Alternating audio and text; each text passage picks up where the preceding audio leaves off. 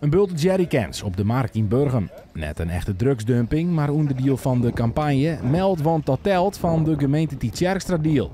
Maar wanneer moet je nou melden? Nou, met even heel concreet bepaalde geur die er hinget, of bepaalde geluidsoeles die het haast, of als er bijvoorbeeld nachts vreemde bewegingen binnen bij een huis werd, nou ja, normaal niks te zien is, of bedrijven werd weinig gebeurt, of bijvoorbeeld ik zei eens even iets, een café waar weinig bezoekers zitten en nou ja, wel altijd trok in gaan, dat stinkt dit klopt net. Ja, gemiddeld restaurant zo vier gaan. Ja, dat zijn wel hele duidelijke signalen voor u.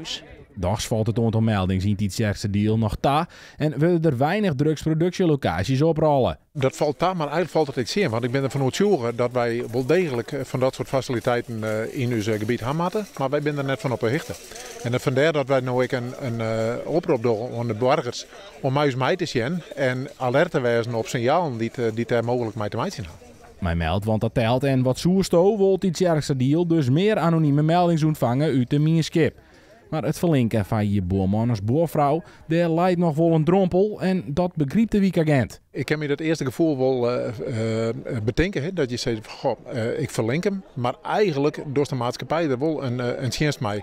Want als de boerman toevallig wel drugs maakt of een hennepkwekerij had, dat spul komt op de markt en dat wordt gebruikt door het jonkje van de straat en het famke van de straat die daar verslaafd aan rijdt je en dan ben je verder van huis. En dan denk ik van, dan zoek de boerman wel pakken wollen en net de ben verslaafd meidje.